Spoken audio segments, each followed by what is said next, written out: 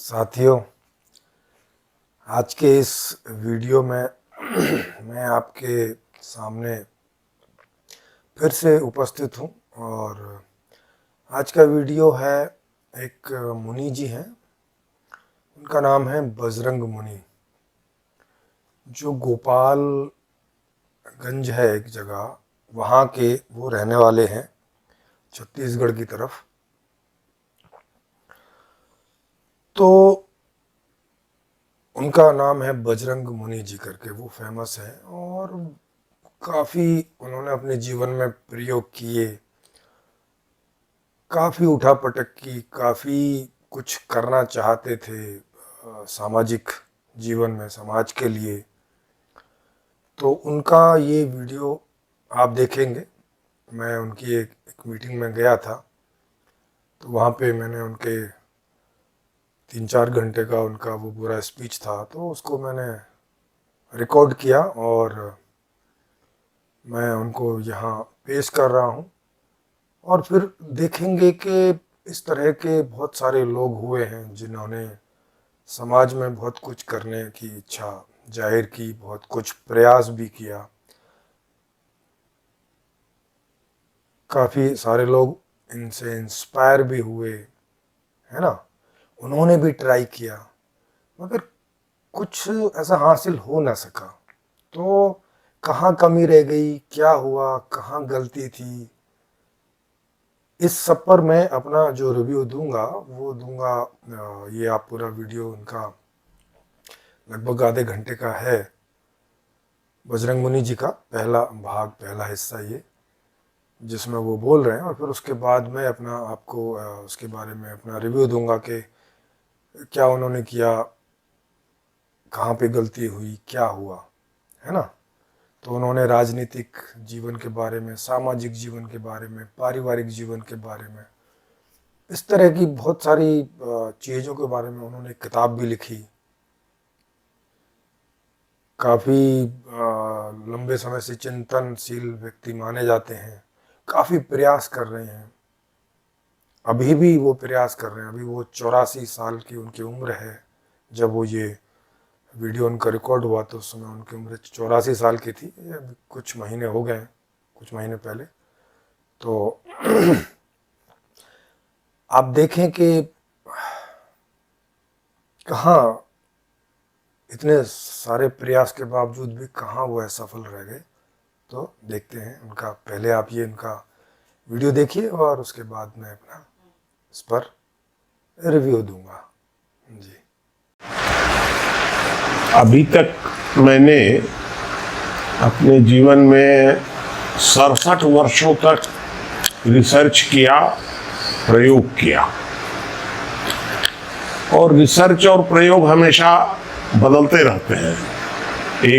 एक विषय पर आपने किया, आपको लगा कि नहीं ये तो गड़बड़ है, नहीं निकला कुछ, तुरंत बदलता है, इस तरह चलता रहता है। ये मैंने जीवन भर में किया। पहले अपराध नियंत्रण पर किया, फिर पॉलिटिकल फील्ड से किया, पॉलिटिकल फील्ड छोड़ा तो फिर सामाजिक मामलों में कार्य शुरू किया गया। फिर सामाजिक कार्यों से हिसाब से कुछ नहीं निकल पाया तो फिर धार्मिक लाइन भी पकड़ी, ऋषिकेश रहे 2 साल। इस तरह से सारा रिसर्च प्रयोग जीवन भर चलता रह गया और अनुभव धीरे अपना हमारा धीरे धीरे बढ़ता गया। और मेरी उम्र हो गई जब 80 पार किया, तो मुझे लगा कि अब हमको 2-4 साल में रिटायरमेंट ले लेना चाहिए। तो मैंने ये घोषित कर दिया ऋषिकेश में कि 2024 में मैं रिटायरमेंट ले लूंगा। लेकिन अब वही कोरोना आ गया। कोरोना आ गया तो ऋषिकेश भी छूट गया, दिल्ली भी छूट गया।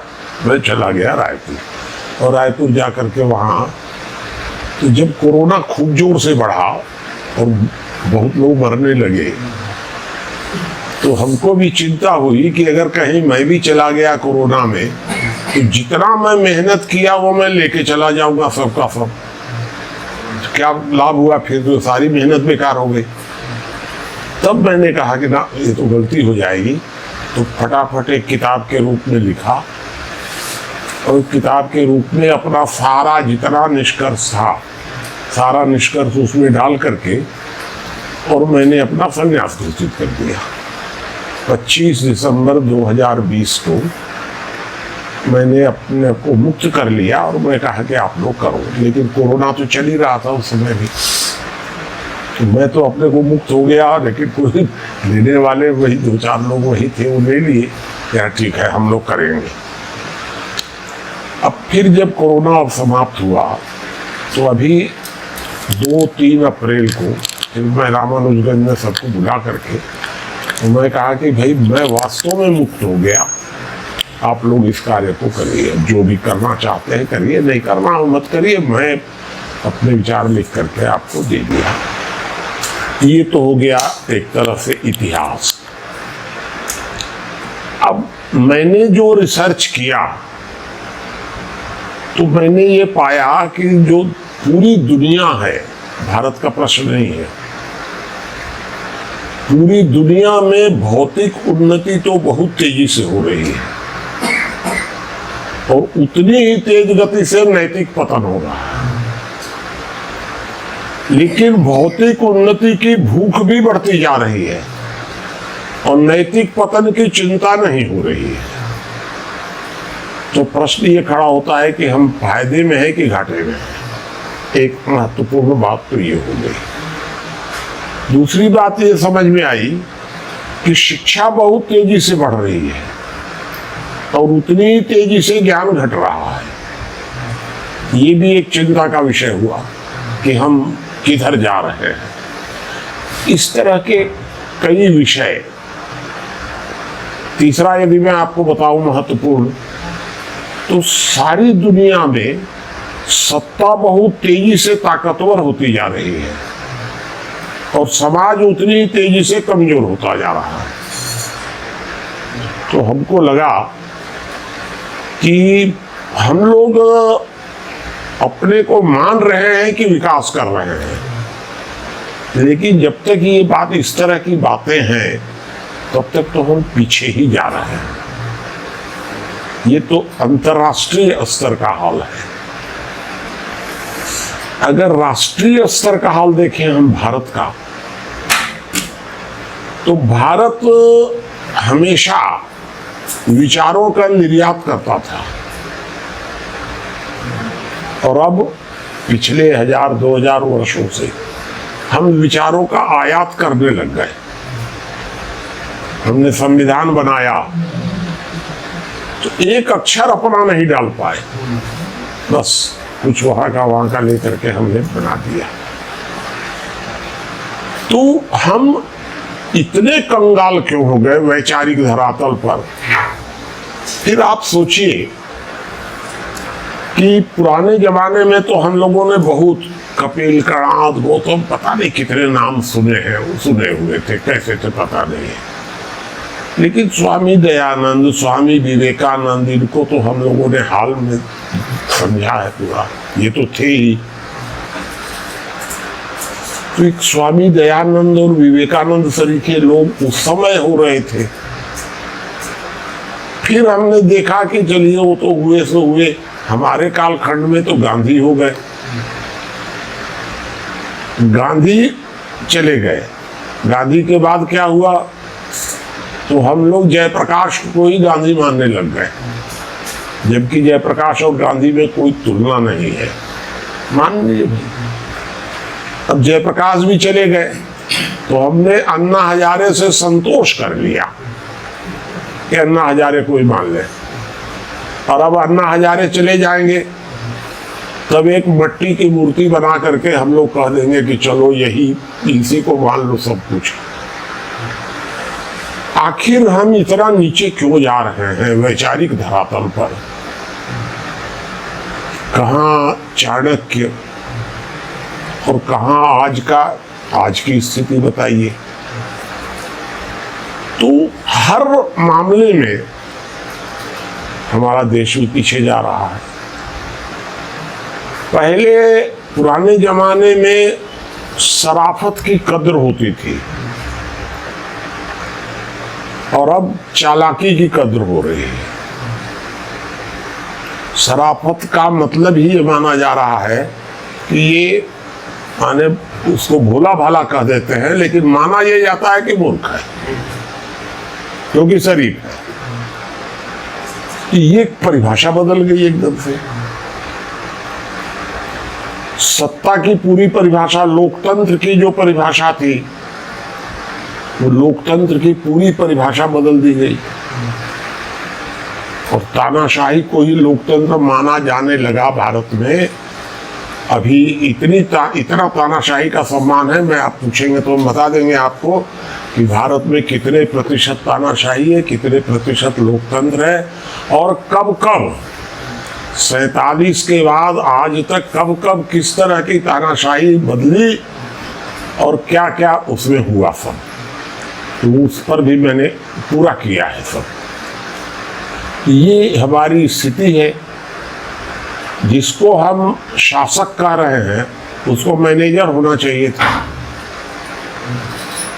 जिसको मैनेजर होना चाहिए समाज का, वो गवर्नमेंट हो गया। ये बहुत मतलब एक तरह से चिंता की बात है ये कि मालिक जो है वो गवर्नर हो गया और मैनेजर सरकार बन गया। ये सब देख करके मन में कुढ़न तो होती है कि हम किस दिशा में, भारत में भी किधर जा रहे हैं। तो ये सारा कुछ देख करके भारत का भी हाल ठीक नहीं है। परिवार व्यवस्था को अगर आप देखेंगे, विश्व व्यवस्था को के बारे में मैंने आपको थोड़ा सा बता दिया। राष्ट्रीय स्तर की व्यवस्था पर भी आपको मैंने कुछ थोड़ा सा बता दिया। परिवार व्यवस्था तो लगातार टूट रही है। संयुक्त परिवार तो अब लगभग नहीं के बराबर है। लेकिन अब तो भाइयों में भी एकता नहीं दिख रही है। भाइयों तक भी सीमित नहीं है। अब तो पिता पुत्र में भी गड़बड़ हो जा रहा है, धीरे धीरे बढ़ता जा रहा है। और अब पति पत्नी में भी स्थिति खराब होती जा रही है। इसका मतलब है कि परिवार व्यवस्था भी टूट रही है। हम एक तरफ ये कहते थे वसुधैव कुटुंबकम, सारी दुनिया हमारा परिवार है, यहाँ हम लोग 4 लोग अपना परिवार नहीं कह पा रहे हैं। तो इसका मतलब है कि परिवार व्यवस्था भी टूट रही है। अब अंत में ये सोचिए कि व्यक्ति की क्या हाल है। तो व्यक्ति के स्वभाव में सारी दुनिया में लेकर के और हमारे घर तक व्यक्ति के स्वभाव में लगातार स्वार्थ बढ़ रहा है और आक्रोश बढ़ रहा है। स्वार्थ और आक्रोश, ये 2 भाव बढ़ रहा है और ये प्रत्येक व्यक्ति में बढ़ रहा है। चाहे वो व्यक्ति धार्मिक हो, राजनीतिक हो, सामाजिक हो, चाहे वो कितना भी बड़ा संत हो, लेकिन उसमें अन्य की तुलना में धीरे धीरे स्वार्थ और आक्रोश ये बढ़ रहा है। अगर ये 4 बातें हो रही हैं तो फिर मेरे जन्म लेने का लाभ ही क्या हुआ? मैं क्या किया फिर? मेरे पिताजी ने हमको बचपन में कहा था कि देखो बेटा, सफलता इसी बात में है कि शरीर तुम्हारा ठीक रहे, परिवार थोड़ा आदर्श दिखे और समाज कुछ ठीक हो। तो शरीर में अपने हिसाब से सामान्य मान रहा हूं। परिवार के मामले में मैं गर्व करता हूं कि परिवार हमारा भारत में अन्य की सबकी तुलना में आदर्श है। सबकी तुलना में वो अलग सिस्टम है, वो मैं पूछेगा तो और बता दूंगा। परिवार के मामले में ठीक है और समाज के मामले में तो जैसा हमारे पिताजी के टाइम में समाज था उससे बहुत नीचे चला गया। बहुत। उस समय तो न्यायालय में भी 25% लोग सच बोलते थे। अब तो मंदिर में भी 25% नहीं मिलेंगे सच बोलने वाले, धर्म स्थान में भी नहीं मिलेगा, न्यायालय का तो प्रश्न ही नहीं है। ये सारा जब अगर कैलकुलेट किया जाए तो मेरी जब पिताजी से भेंट होगी कभी मरने के बाद, तो पूछेंगे कि क्या है समाज, तो मैं क्या बताऊंगा। तो इसलिए एक बात ये दिमाग में रही कि समाज नीचे जा रहा है और हम कुछ नहीं कर पा रहे हैं। ये मन में एक निराशा का भाव तो था, लेकिन अब कर क्या सकते हैं भाई, उम्र भी ज्यादा हो गई और इससे ज्यादा हम कुछ कर भी नहीं सकते हैं। चलिए, तो अब मैंने धीरे धीरे अपने साथियों को समझाया कि भाई आप इस लाइन में थोड़ा थोड़ा काम करो, ये लाइन आपके लिए ठीक है, करना नहीं करना आपके जिम्मे में है। मैं अब कुछ नहीं कर सकता हूँ, क्योंकि एक तरह से शारीरिक दृष्टि से भी देखिए अब सुनाई कम देता है, हार्ट ऑपरेटेड है, उस तरह से भी आप समझ सकते हैं कि भाई हार्ट ऑपरेटेड है, खान पान सब उस तरह से भी मन नियंत्रण, ज्यादा बाहर अब जाना आना कम कर रहे हैं। यद्यपि शारीरिक दृष्टि से हम 2-4 घंटे भी स्पीच दे सकते हैं, फिर भी कम कर रहे हैं पहले की तुलना में, जानबूझकर कम कर रहे हैं। यात्राएं भी अभी कर सकते हैं, हमको कोई दिक्कत नहीं है। अगर हमको गाड़ी से यात्रा करनी है तो कितनी भी कर लेंगे, माने कार से भी। लेकिन फिर भी आखिर शरीर की सीमाएं हैं, उस हिसाब से तो धीरे धीरे नहीं बदल रहा है। मन में भी कुछ ये आ रहा है कि वृद्धावस्था आ रही है। इन सबको देखते हुए मैंने अपना ये कहा कि भाई आप लोग करो जो भी कर सकते हैं। तो अभी जो 2-3 अप्रैल को रामानुजगंज में बैठे, मैंने उनको समझाया कि आप इस लाइन में थोड़ा थोड़ा आप लोग बना करके करिए। तो वो मैं 4 लाइन लोगों को बताया हूँ काम करने के लिए। उसमें सबसे पहली लाइन तो मेरी ये है कि संपूर्ण व्यवस्था परिवर्तन, इस पर सोचिए। संपूर्ण व्यवस्था परिवर्तन का मतलब ये है कि सामाजिक, आर्थिक, राजनैतिक, धार्मिक, देखिए अगर आप ठीक से सोचेंगे तो व्यवस्था के हर क्षेत्र में गिरावट आ रही है। आर्थिक मामलों में भी आ रही है, सामाजिक मामलों में भी, धार्मिक भी, राजनैतिक भी, पारिवारिक भी। जिस मामले को आप टच करेंगे आपको लगेगा कि गिरावट आ रही है। तो हमको सब विषयों पर कुछ न कुछ सोचना होगा। तो सब पर मैंने अपने हिसाब से हर विषय को टच किया है। सब, कोई विषय छूटा नहीं है उसमें। हर विषय पर रिसर्च किया है, हर विषय को टच किया है। और टच करके आमतौर पर आप देखेंगे समाज में कि लोग क्या है कि समस्याएं तो बता देते हैं और समस्याओं का समाधान भी बताते हैं, लेकिन जो समाधान बताते हैं वो इतना ऊंचा आदर्श होता है कि प्रैक्टिकल होता ही नहीं है उसमें कुछ भी। तो पढ़ने में तो अच्छा लगता है, लेकिन होगा क्या? तो मैं इससे बचा हूं एकदम। मैंने ये समस्याओं को ही इंगित नहीं किया है, उसका समाधान और प्रैक्टिकल, कि एकदम जो प्रैक्टिकल है वो इतना ही है, इससे ज्यादा हम नहीं कर सकते। तो उसको हमने नाम दिया संपूर्ण व्यवस्था परिवर्तन। हर मामले में आप करिए, लेकिन ये तो इतना लंबा चौड़ा काम है सारी दुनिया का संपूर्ण व्यवस्था परिवर्तन के, ये कुछ होने जाने वाला नहीं है ज्यादा। थोड़ा मोड़ा आप करके संतोष कर लीजिए। तब मैंने एक दूसरा विंग सलाह दिया कि ये नहीं कर सकते हो तो आप राजनीतिक व्यवस्था परिवर्तन के बारे में सोचो, कि राजनीतिक व्यवस्था वर्तमान में जिस दिशा में जा रही है वो बिल्कुल उल्टी है एकदम। जो संविधान तंत्र के ऊपर होना चाहिए। संविधान जो होता है वो तंत्र से ऊपर होता है हमेशा। ये हमारी राजनीतिक व्यवस्था में तंत्र ही संविधान में संशोधन करने लग गया। तंत्र हो गया मालिक, संविधान हो गया नीचे। ये बड़ी विचित्र स्थिति है। जिसको जो शासक है उसको मैनेजर होना चाहिए था। ये सारा इस सब पर भी मैंने पूरा वो किया अपना।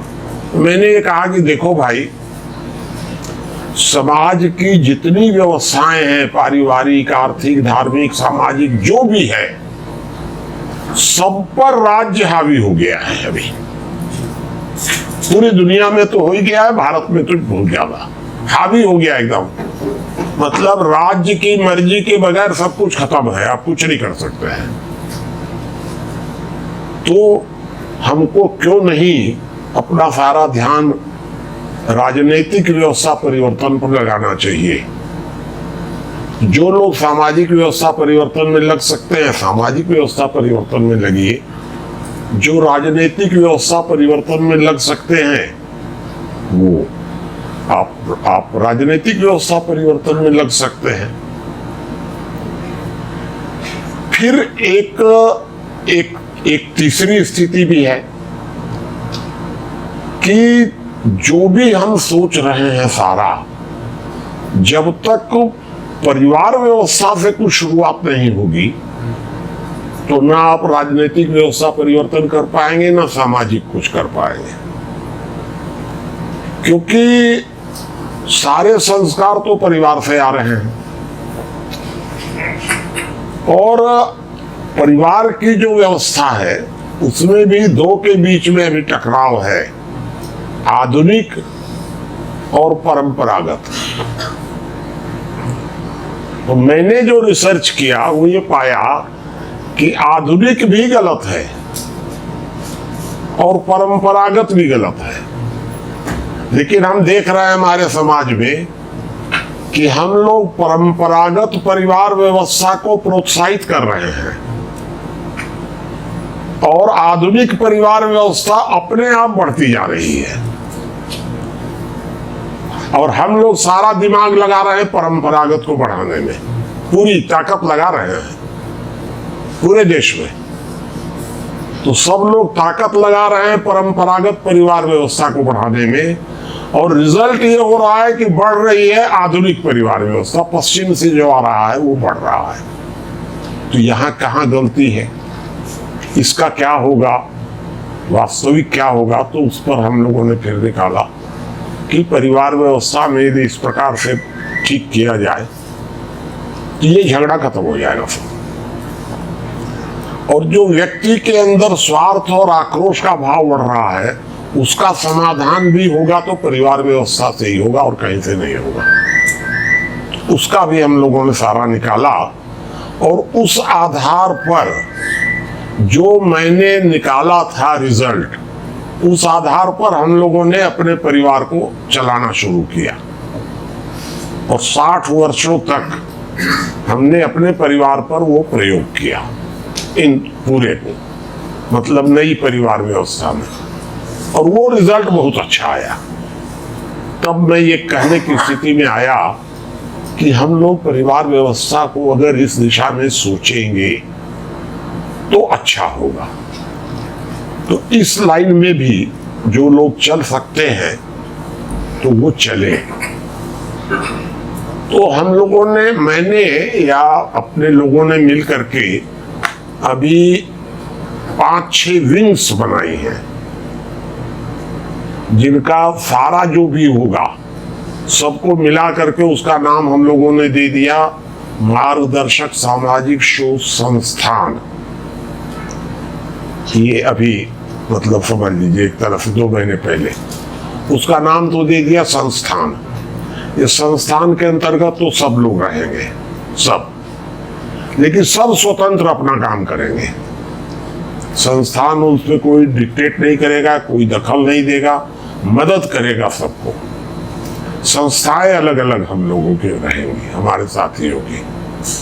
तो ये संस्थाएं क्या क्या, तो उसमें 5-6 ग्रुप सभी बने हैं।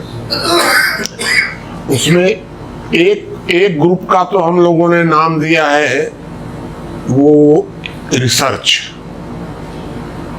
तो रिसर्च का जो दिया, रिसर्च का नाम दिया, रिसर्च का मतलब ये है, आज मैंने जो नतीजे निकाल के आपको दिए हैं, ये 4 महीने के बाद इसमें से बहुत से अपने आप टाइम के मुताबिक प्राकृतिक रूप से बदल जाएंगे और आपको दिखेगा कि हाँ अभी ये काल बाह्य हो गया, इसमें सुधार होना चाहिए।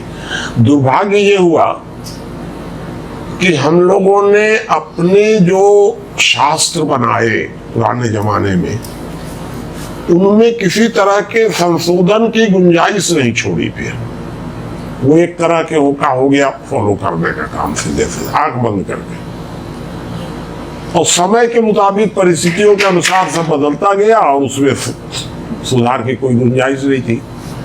तो हम लोगों ने ये सोच करके ये बनाया कि नहीं, सुधार की गुंजाइश रहनी चाहिए। तो हर साल 15 दिन के लिए रिसर्च की टीम बैठेगी, 500 लोग बैठे, 15 दिन एक साथ बैठे और 15 दिन बैठ करके उस समय की सारी परिस्थितियों पर सोचे और सोच करके अगर कहीं कुछ बदलाव समझ में आता है तो करें। वो इस तरह के देश भर में 500 लोगों की टीम बननी शुरू हुई और वो हम लोग बना तो रहे करीब 2-3 वर्षों से, और उसमें काफी लोग हो गए हैं और कुछ और हो जाएंगे। वो 15 दिन बैठेंगे, जैसे ऋषिकेश में बैठे थे 15 दिन। तो ऋषिकेश में 15 दिन बैठे थे और रामानुजन में तो पहले बैठते ही थे, वैसे 15-15 दिन बैठते थे। वो एक विंग हो गया। वो एक दूसरा विंग हम लोगों ने बनाया, वो बनाया माने पॉलिटिकल के हिसाब से, लोक स्वराज्य अभियान। उसके प्रमुख हैं, अभी ऋषि जी आए हुए हैं, वहां बैठे हैं, वो उसके हेड हैं और बाकी सब साथी हैं उसमें। उनका काम है लोक स्वराज्य। ये आपको मैं बता दूं, मेरे रिजल्ट के मुताबिक लोकतंत्र कोई समाधान नहीं है। ये आपको मैं बता दूं, लोकतंत्र एक ऐसी व्यवस्था है जिसमें अव्यवस्था ही होगी। लोकतंत्र में सुव्यवस्था भी नहीं होगी, कुव्यवस्था भी नहीं होगी, अव्यवस्था जरूर होगी। और अगर अव्यवस्था बढ़ेगी तो तानाशाही आएगी, उसके अलावा उसका कोई समाधान नहीं हो सकता है। तो हम लोगों ने एक समझा कि हम लोकतंत्र को धीरे धीरे लोक स्वराज्य में बदलने के बारे में सोचें। तो वो टीम अपना काम कर रही है पूरा। तो एक ग्रुप बना हम लोगों का ज्ञान यज्ञ परिवार। क्योंकि अभी देखिए समाज में 2 तरह के लोग हैं, बुद्धि प्रधान और भावना प्रधान। ये दोनों प्रकार के लोग हैं। जो मेरे साथ जितने लोग जुड़े, बुद्धि प्रधान लोग, जितने लोग भी जुड़े, उन सबके दिमाग में ये था कि हमको आपके साथ जुड़ने में क्या लाभ होगा, कोई हमको राजनीतिक पद मिलेगा कि नहीं, कोई आर्थिक लाभ होगा कि नहीं, और अगर कुछ लाभ ही नहीं होना है तो फिर हम काहे को जुड़े आपके साथ। एक समस्या आ गई। और बुद्धि प्रधान लोग हैं, और जितने भावना प्रधान लोग हमारे साथ जुड़े वो हमेशा ये सोचते रहे कि हम आपकी क्या मदद कर सकते हैं। मुनि जी बताइए हम क्या मदद करें। वो खाली मदद कर सकते हैं, मदद के अलावा कुछ नहीं, उनको कोई स्वार्थ नहीं है। भावना प्रधान जितने भी लोग मिले वो मदद करने को तैयार हैं। लेकिन एक दिक्कत ये आ रही है कि नेतृत्व करेगा तो बुद्धि प्रधान ही, भावना प्रधान कर नहीं सकता है। और बुद्धि प्रधान को आपने नेतृत्व दे दिया तो वो उसमें से खाली लाभ ही लाभ खोज रहा है। हम क्या कर रहे हैं इसमें बताइए। और नेतृत्व भावना प्रधान कर नहीं सकता है। करेगा तो बुद्धि प्रधान, और बुद्धि प्रधान को आपने दे दिया और वो उसमें से खाली लाभ खोज रहा है। अब ये एक संकट है हमारे सामने भी, मैं क्या करूं इस संबंध में, बताइए। ठीक है भाई, मैं आपको जैसे एक उदाहरण बता दूं बीच में कि जब मैं 84 में राजनीति से संन्यास लिया तो हमको संघ के लोगों ने, सब साथियों ने मिलकर सलाह दिया कि जब तक अच्छे लोग राजनीति में नहीं जाएंगे तब तक कुछ नहीं बदलेगा।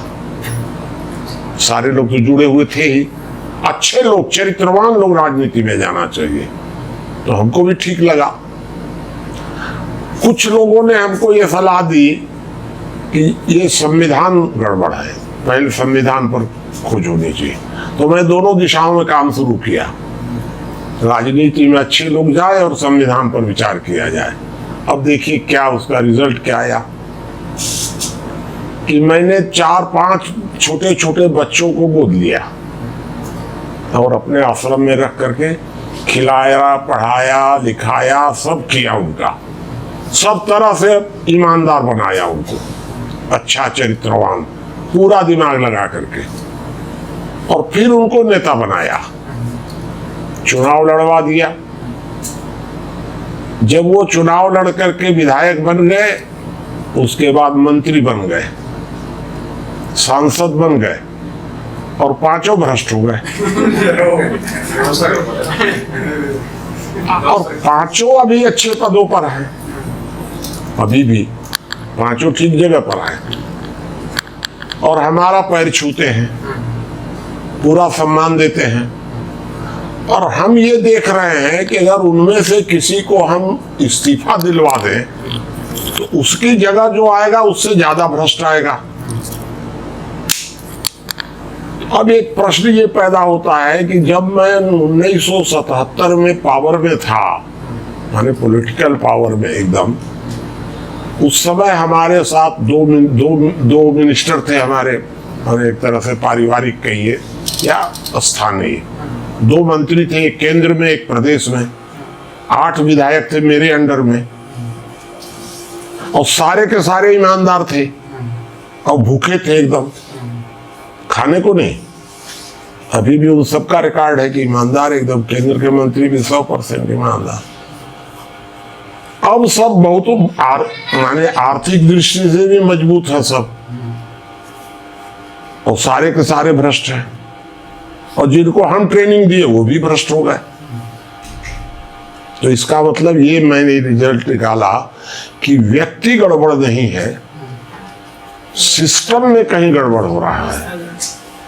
अगर मैं उसको कह दूं कि तू ईमानदार रहा, तो कहेगा कि ठीक है मुनि जी, मैं आपके कहने से रह जाता हूं, चुनाव कैसे जीतूंगा, तुम्हारी तो जमानतें जब्त हो जाएगी, तो मेरे पास क्या उपाय है। उस समय तो मैं जिता दिया आपको अपने नाम से, अब क्या करूंगा। ये सारी समस्याएं हैं, देखिए प्रैक्टिकल, सब पर सोचना पड़ेगा। प्रवचन दे देना कि ईमानदार रहना चाहिए, वो एक अलग बात है। एक लाइन आपको मैं बता दिया, संविधान पर रिसर्च किया, पूरा संविधान में रिसर्च करने में हमारे शहर के लोगों ने करीब 50 लाख रुपया लगाया उस समय में। आज तो बहुत पैसा हो जाएगा, वो इतना खर्च आया। उसी में राम बहादुर राय वगैरह भी जुड़े, उसी में सुभाष कश्यप वगैरह जुड़े, ये लोग भी जुड़े, ये अरविंद केजरीवाल वगैरह तो बाद में गए वहां रामानुजगंज। तो उस समय ये सब लोग जुड़े, संविधान पर हम लोगों ने रिसर्च किया, और सारा रिसर्च करके केवल लास्ट में एक लाइन में संविधान की गड़बड़ी पाई गई। एक लाइन की है वो गड़बड़ी, कि गांधी जी ने कहा था कि लोकतंत्र का अर्थ होता है लोक नियंत्रित तंत्र, तंत्र कंट्रोल्ड बाय लोक, ये है लोकतंत्र।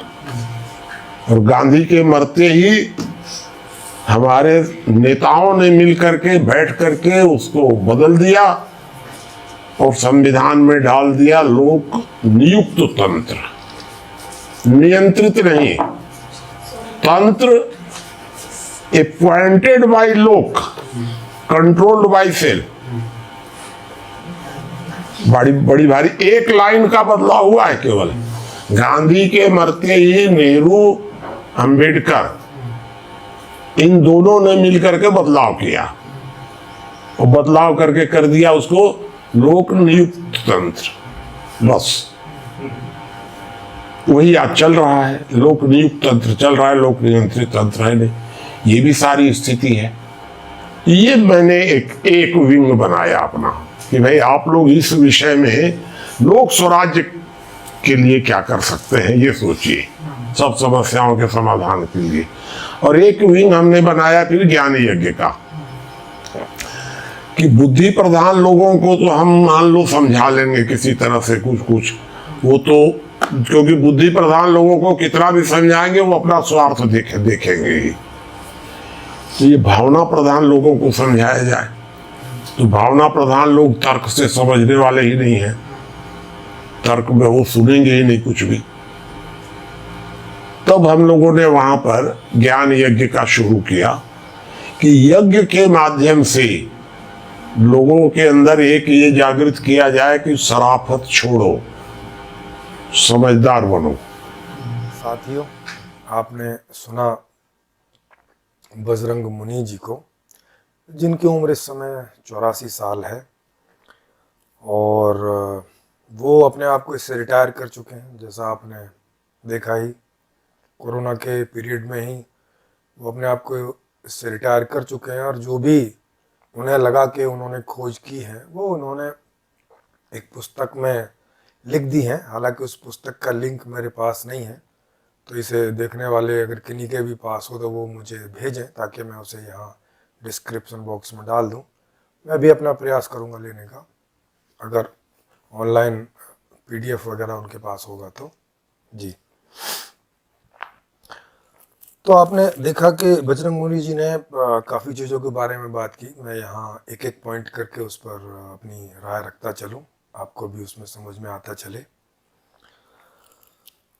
उन्होंने कहा कि आर्थिक उन्नति तो खूब हुई है इस दौर में, पिछले दौर में, लेकिन लोगों का नैतिक पतन हुआ है, ऐसा उन्हें अपने जीवन काल में लगा, है ना। वो अभी 84 साल के हैं, तो आप समझ सकते हो कि जब उन्होंने होश संभाला होगा तब ये देश वगैरह आज़ाद उस समय हुआ, तो तब वो ऐसे ही रहे होंगे 10, 12, 14 साल के बच्चे। तो तब से वो अपने जीवन में देखते आ रहे हैं, और उन्हें लग रहा है कि आर्थिक उन्नति तो काफ़ी हो गई। तो नो डाउट आर्थिक उन्नति तो हुई ही है, अगर आप आज से 70-80 साल पहले की बात देखें, और लगातार हो रही है, हुई है अब तक। लेकिन वो कह रहे हैं कि नैतिक पतन हो गया है। अब ये जो नैतिक पतन हो गया है, इसका कुछ मुझे समझ नहीं आया उनका, माने वो नैतिकता यहाँ किस बात को कह के चल रहे हैं। आपको उनके आगे के वीडियो में पता चलेगा कि उनका नैतिकता से मतलब होता है कि जो लोग सत्य बोलते हैं, किसी आदर्शों पर टाइप के चलने वाले लोग, है ना, जैसे वो बाद में आपको बोलेंगे भावनाशील आदमी, कि एक भावनाशील टाइप के आदमी होते हैं जो नैतिकताओं पर, आदर्शों पर चलने का प्रयास करते हैं या कोशिश करते हैं, या उसके लिए अपनी जान तक देने को राजी रहते हैं। तो इन्हें लग रहा है कि पहले लोग जो हैं वो ऐसे लोग ज़्यादा थे, मतलब पहले लोग नैतिकवान बहुत लोग थे, जबकि ऐसा कहीं दिखाई नहीं पड़ता है। अगर इतनी मात्रा में नैतिकवान लोग रहे होते तो भला इतना समय मुगलों का गुलाम ये देश बना रहा, फिर अंग्रेजों का गुलाम बना रहा। नैतिक लोग गुलाम कैसे हो सकते हैं? कोई संभावना नहीं है। तो मुझे इनकी नैतिकता का जब बाद में इनसे और बातचीत होती है, क्योंकि आज से लगभग कोरोना से पहले, माने ये शायद 2019 की बात होगी, तो 2019 में गर्मियों के दिनों में इन्होंने एक 15 दिवसीय एक प्रोग्राम किया था ऋषिकेश में। तो मैं उस समय वहीं था, और मेरी मुलाकात मुकुंद भाई पटेल जी से वहीं पर ही हुई थी।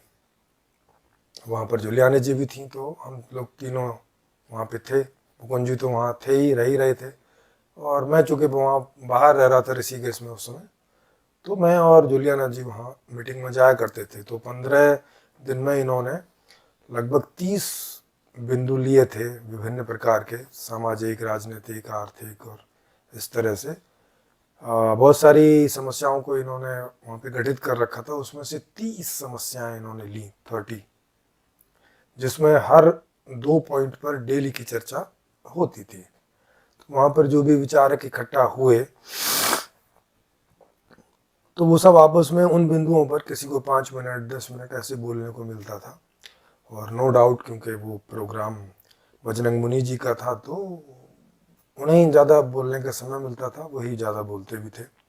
लेकिन फिर भी दूसरे लोगों को समय मिलता था, मैं भी था तो मुझे भी समय मिलता था। तो वहाँ उनकी बहुत सारी बातों से मुझे ये पता चला, क्योंकि इन वीडियोज़ में तो आप वो बहुत सारी बातें नहीं आएंगी, पर फिर भी आपको मैं धीरे धीरे बताता चलूँगा संदर्भ से संबंधित।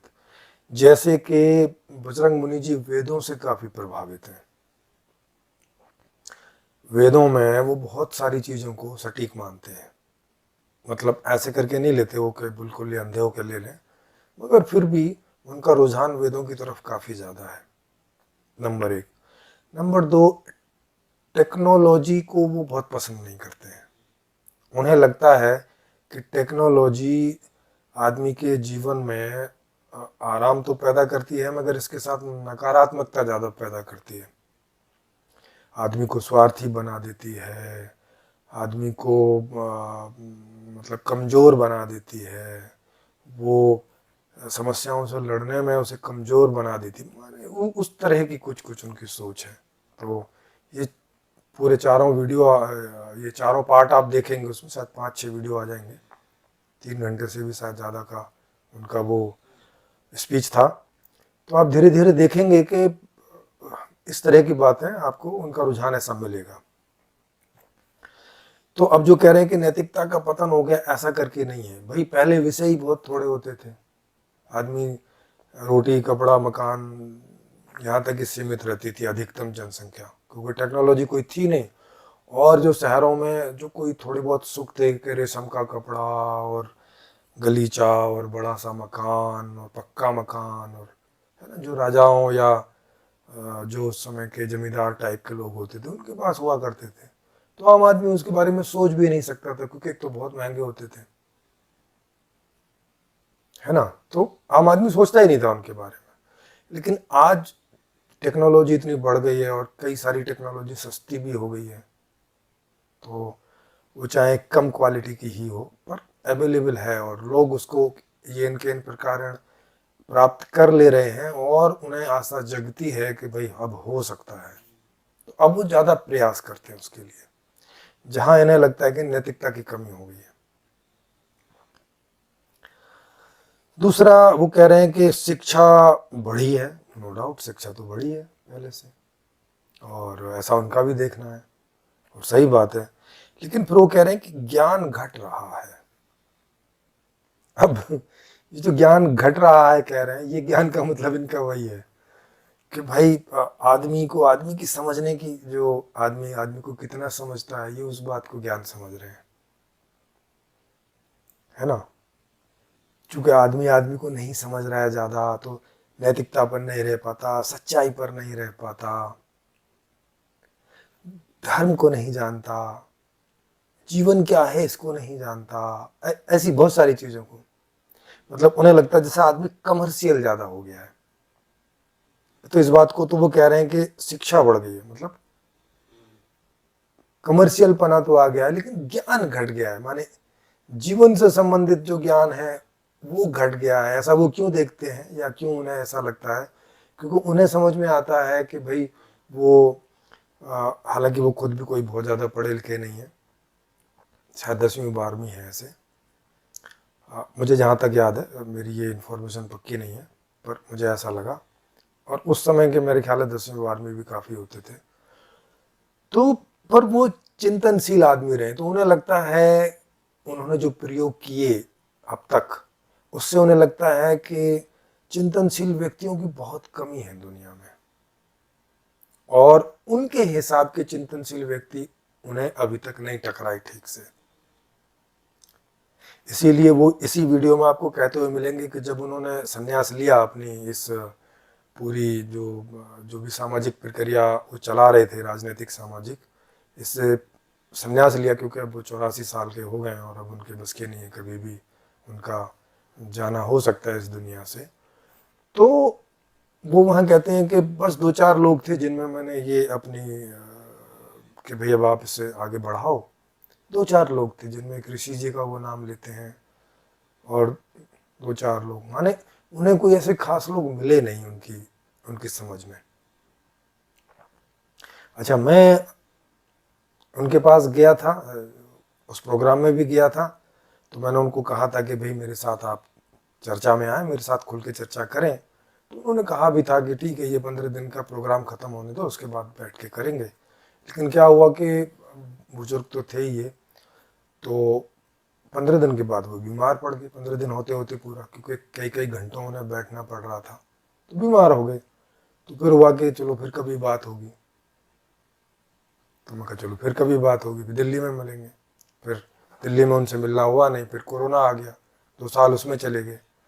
अभी जब कोरोना के बाद में उनकी ये यहाँ मीटिंग हुई तो उन्होंने मुझे बुलाया, मुझे लगा कि शायद उनके साथ वहाँ चर्चा संभव होगी।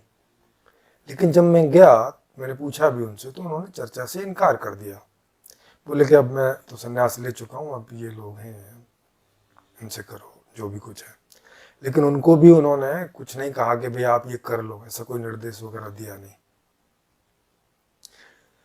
तो अब पता नहीं पहले कितने लोगों से, कैसे चिंतनशील लोगों से उन्होंने बातें की होंगी, उनके साथ खुली चर्चा में गए होंगे, नहीं गए होंगे, मुझे कोई अंदाज़ा नहीं, मगर मेरे साथ वो नहीं जा सके। जबकि चिंतनशील आदमी तो इसके लिए बड़ा व्यग्र होता है, और खुद जाके भी चिंतन करने को तैयार होता है। जबकि मैंने इनको कहा था कि आप अगर वहाँ भी बुलाएंगे अपनी जगह पे तो मैं वहाँ आ जाऊँगा। लेकिन इन 3-4 सालों में उन्होंने मेरे साथ चर्चा को आगे बढ़ाने के लिए कोई उत्सुकता नहीं दिखाई। चूँकि थोड़ी बहुत चर्चा उन 15 दिनों में हो चुकी थी और इनकी कई सारी बातें कट चुकी थी मेरी चर्चा के दौरान, तो मुझे जहाँ तक लगता है कि ये समझ चुके थे कि इनकी जो सारी थ्योरी है, जितनी ये बना के बैठे हैं, जो कि हम इसमें और आगामी जो इनके वीडियोज आएंगे उसमें उस पर चर्चा करेंगे, तो वो बना के मैंने इन्हें उस पर व्हाट्सएप पर भेजा था, जो कि अगर इनके सुझाव पर चलें, अगर इनकी समाधान पर चलें, तो भारत आज से 100-200 साल पीछे चला जाएगा। इस प्रकार का परिणाम निकल के आ रहा था। खैर मैं उसे बाद में बताऊंगा, अभी आगे बढ़ते हैं इसमें। तो ये कह रहे हैं कि ज्ञान घट रहा है, शिक्षा बढ़ रही है।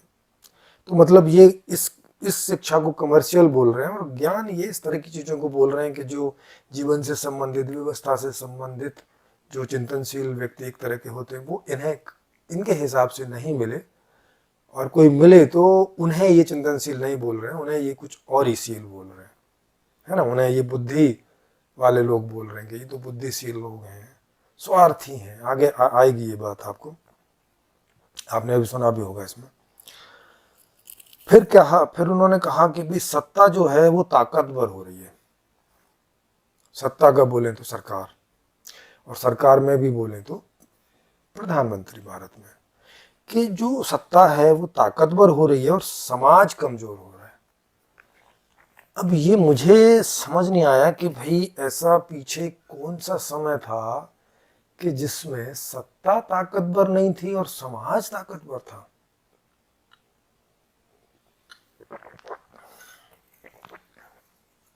मुझे जहां तक हिस्ट्री याद है, जितना मैंने अध्ययन किया है, मुझे नहीं लगा। पीछे तो सब राजतंत्र ही था। राजतंत्र में तो राजा ही ताकतवर होता है, माने वहां तो सत्ता ही ताकतवर होती है, समाज तो वहां बिल्कुल भी ताकतवर नहीं होता। बल्कि उस समय से और आज के समय में तुलना करें तो आज समाज कहीं ज़्यादा ताकतवर है, और वो उसकी ताकत की वजह है कि उसको वोट देने का अधिकार है, कि वो वोट से 5 साल में ही सही मगर सरकार बदल सकता है। तब तो सरकार बदलने का मतलब ही कोई नहीं होता था। राजा को कोई दूसरा ही राजा बदल सकता था, या राजा इतना ज्यादा आताताई हो जाए कि पानी सिर के ऊपर हो जाए, तब कोई क्रांति हो जाती थी जिसकी संभावना ना के बराबर होती थी।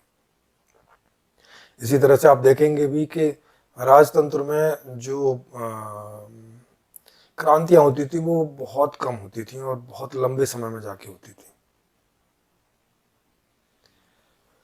तो अब तो समाज पहले के मुकाबले ज्यादा ताकतवर है। हाँ, सत्ता अभी भी ताकतवर है, क्योंकि सिस्टम अभी ऐसा ही है कि 5 साल ही सही, 5 साल के टाइम में सारी सत्ता प्रधानमंत्री और उनके कुछ गिने चुने लोगों में केंद्रित हो जाती है। तो ये बात सही है।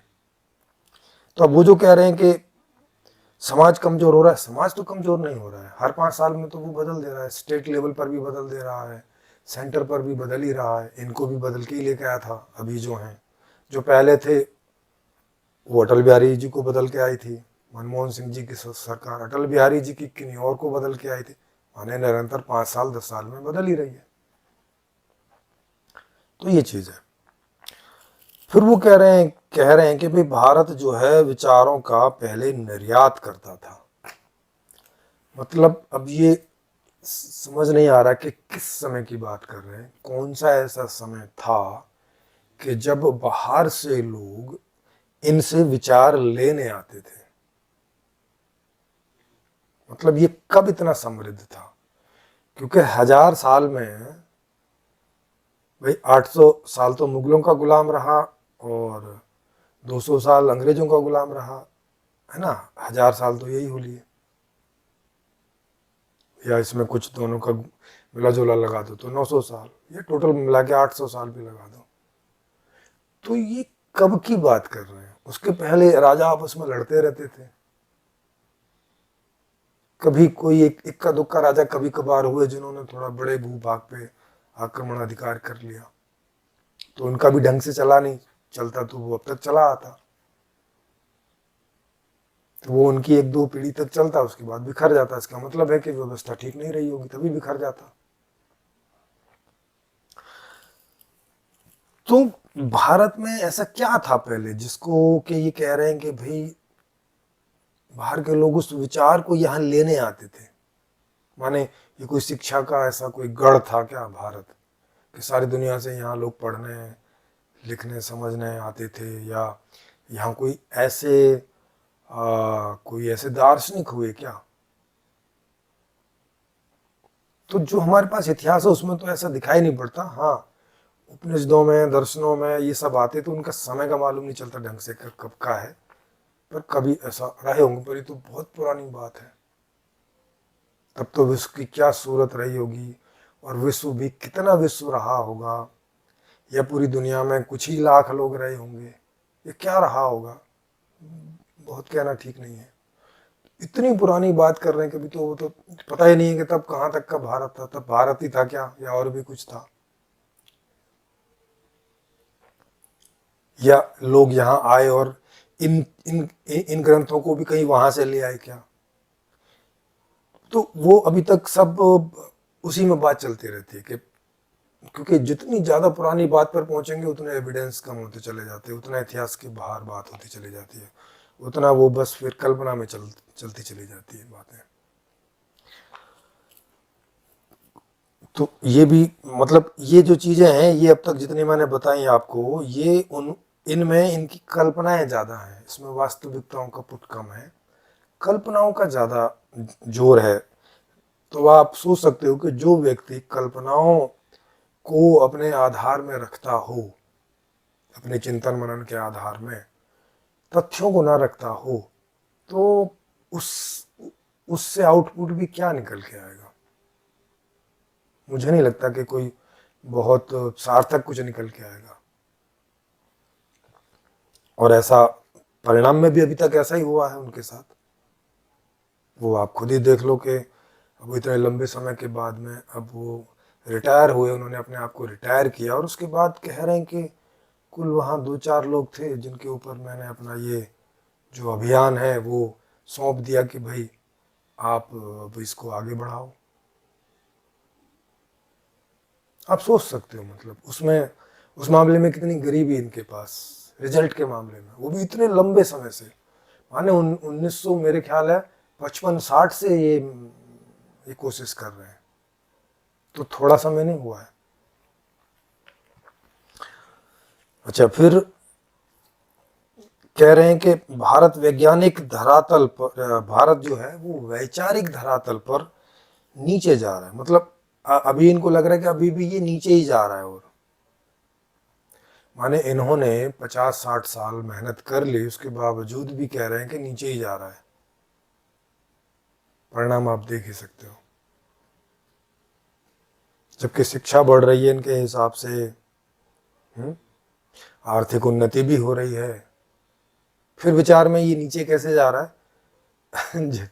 जबकि इतनी टेक्नोलॉजी, इतना विज्ञान, इतना सब हो रहा है, तो भाई वो बिना विचारों के हो जाता है क्या?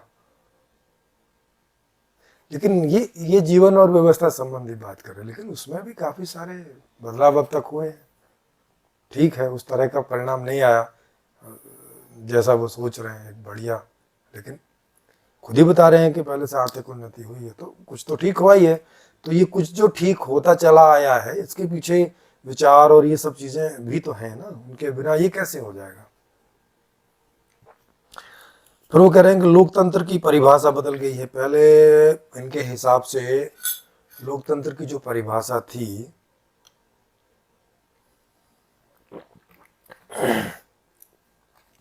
वो कोई और थी। भाई पहले हमें लोकतंत्र कहाँ दिखाई देता है?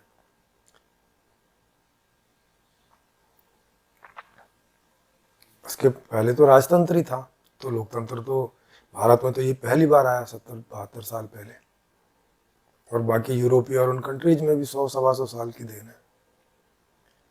और लोकतंत्र की परिभाषा सीधी सी रही है, आज भी लिखी हुई है, आप जाओगे तो, कि भाई लोगों के द्वारा लोगों के लिए, है ना, for the people by the people, परिभाषा तो वही लिखी हुई है आज भी। हाँ, इम्प्लीमेंट नहीं हो पाई है उस तरह की ढंग से, उसके बीच में कई लूज पोल हैं।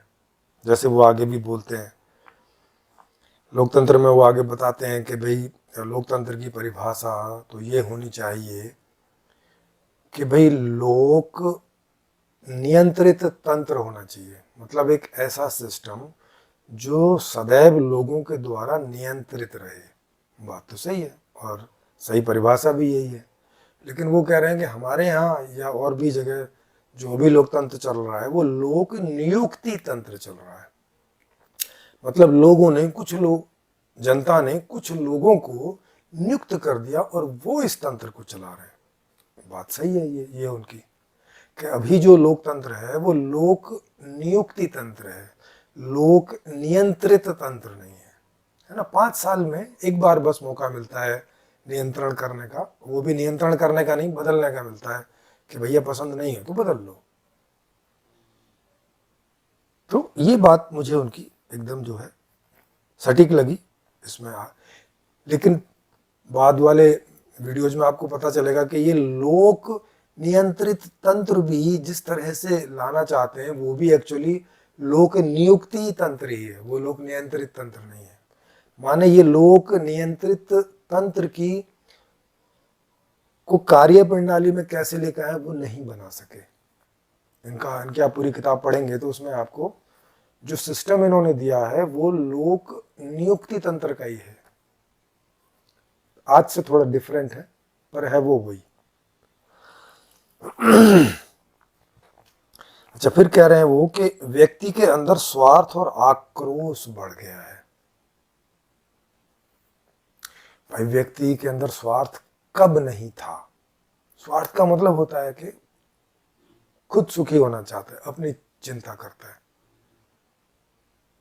अपनी करेगा या जिन्हें प्यार करता है, वो पत्नी हो, प्रेमिका हो, बच्चे हो, माँ बाप हो, जिसका जहां तक प्यार होगा वहीं तक करेगा ही। तो ये तो वास्तविकता है। इस बात को ये कह रहे हैं कि पहले व्यक्ति में स्वार्थ नहीं था, ऐसे कैसे? अगर व्यक्ति में स्वार्थ नहीं होगा तो वो काम क्यों करेगा आखिर?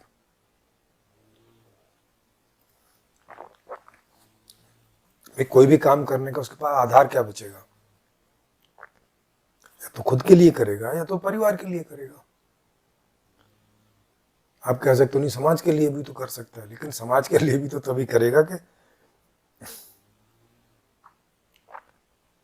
जब उसका उसमें ठीक होता हो, कोई ऐसा सिस्टम हो जिसमें उस समाज का करते हुए इसका भी ठीक रहे। अगर इसका खराब हो रहा है समाज का करते हुए तो कितने दिन उसे कर पाएगा? कर ही नहीं पाएगा।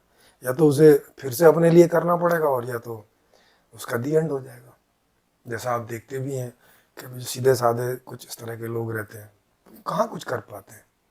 सिस्टम ही ऐसा बना रखा है भाई, सिस्टम ही ऐसा बना रखा है कि इसमें टेढ़े मेढ़े लोग ही ज़्यादा जल्दी सफल होते हैं और उन्हीं की सफलता की गारंटी ज़्यादा रहती है बजाय सीधे साधे आदमी के। सीधे साधे आदमी का तो वो उपयोग ही करते हैं। वो कह रहे हैं कि आक्रोश उसका बढ़ गया है।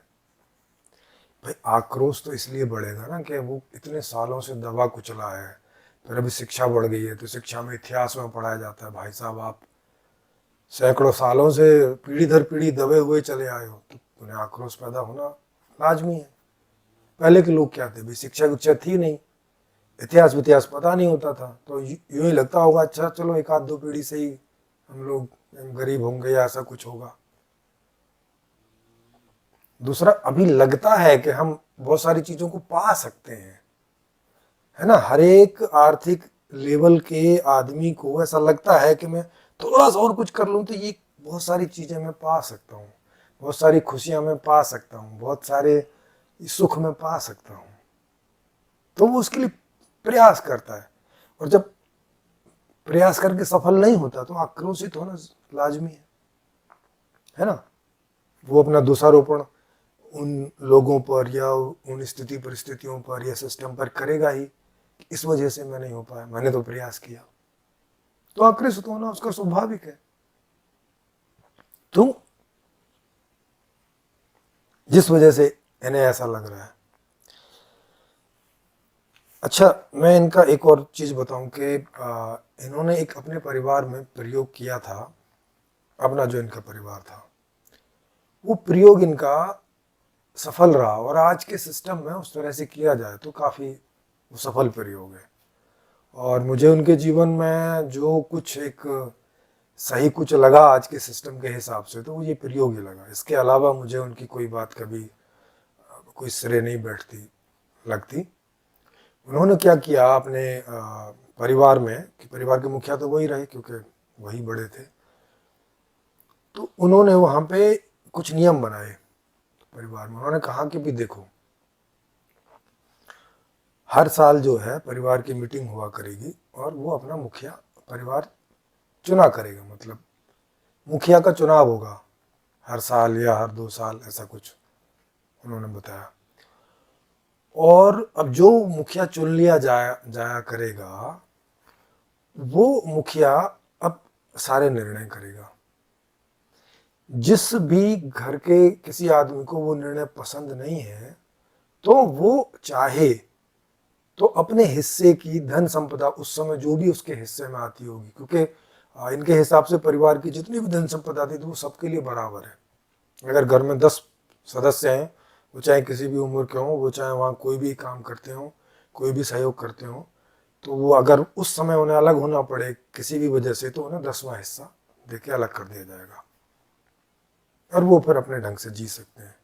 लेकिन अगर परिवार में जी रहे हैं तो फिर परिवार के जो नियम हैं उस हिसाब से जीना पड़ेगा। और या तो एक वोटिंग सिस्टम से आप उस चीज़ को बदलो, जिस चीज़ को आप चैलेंज कर रहे हो तो उस पर वोट होगी, और अगर वोट आपके खिलाफ जाती है तो वो बात आपको माननी पड़ेगी। वही जैसे लोकतंत्र टाइप की होती है चीज़ें कि भाई आधे से ज़्यादा लोगों ने कोई चीज़ पास कर दी तो जिन्होंने पास नहीं भी की है उनको भी वो फॉलो करनी होती है।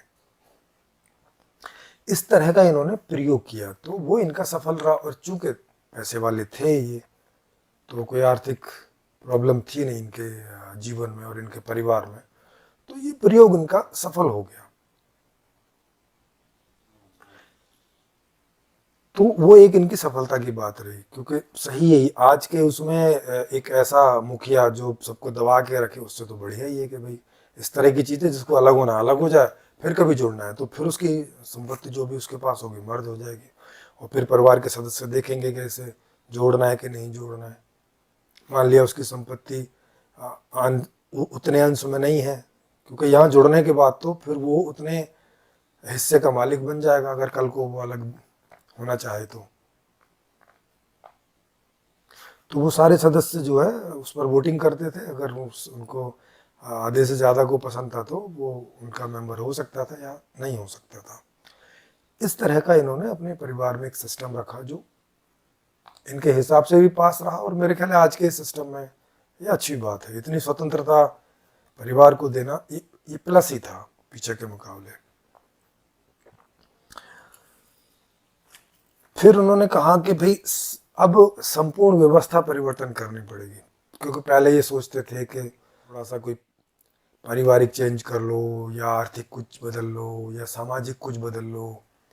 काफ़ी समय के बाद इन्हें ऐसा लगा कि नहीं, पूरी व्यवस्था ही बदलनी पड़ेगी, माने संपूर्ण व्यवस्था परिवर्तन करेंगे तभी बात बनेगी, क्योंकि चीज़ें एक दूसरे से बहुत जुड़ी हुई हैं। आइसोलेट में कोई चीज़ें चेंज करना उतना आसान नहीं होता है ना, क्योंकि दूसरी चीज़ें भी उसको प्रभावित कर रही होती है। तो अगर इधर आप कुछ बहुत बड़ा कोई परिवर्तन करोगे तो वो एक्चुअल में आपको सारे में ही करना पड़ता है, तभी ये वहाँ सस्टेन कर पाएगा, नहीं तो ये सस्टेन नहीं कर पाएगा, पीछे खिंचाएगा, क्योंकि इसका जो संतुलन है वो बाकी सिस्टम के साथ बन नहीं पाएगा। तो ये इन्होंने जब बहुत बड़े उसमें चिंतन मनन किया कि इस पर भी, इस पर भी, इस विषय पर भी, राजनीति पर भी, सामाजिक पर भी, पारिवारिक भी, आर्थिक पर भी, तो इन्हें लगा कि नहीं, संपूर्ण ही करना चाहिए। तो पर ये इनके निर्णय ऐसे बदलते रहे। बाद में इनको लगा कि अच्छा कहाँ से शुरू किया जाए, तो इनको लगा नहीं, परिवार से ही शुरू करना चाहिए।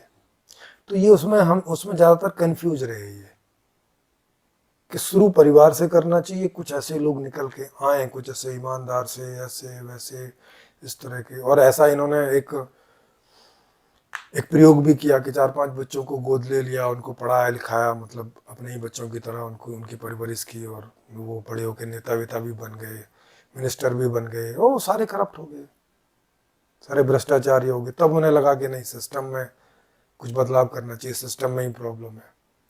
तो कभी इन्हें लगा कि परिवार में से शुरू करना चाहिए, कभी लगा कि उस पर ये बहुत कभी ढंग से अपनी कोई राय रख नहीं सके, वो राय इनकी चलायमान रही, और अभी तक भी वैसा ही है। अच्छा, फिर इन्हें एक चीज और भी लगती थी, इन्हें लगता था कि कोई आदर्श जो चीजें हैं वो कभी प्रैक्टिकल नहीं हो सकती, है ना। जैसे आदर्श में बोला जाता है ना कि भाई एक ऐसी व्यवस्था जहाँ जरा भी दुख ना हो, एक ऐसी व्यवस्था जहाँ सबको सब कुछ अलाव हो, एक ऐसी आदर्श व्यवस्था की बात करते। जैसे हम लोग एक संपूर्ण समाधान में एक आदर्श व्यवस्था की बात कर रहे हैं, और हम लोग कह भी रहे हैं कि ये पूरी तरह से प्रैक्टिकल भी है। ये कह रहे हैं कि नहीं, इस तरह की कोई आदर्श व्यवस्था भाई वो प्रैक्टिकल नहीं हो सकती, मतलब संभव नहीं है।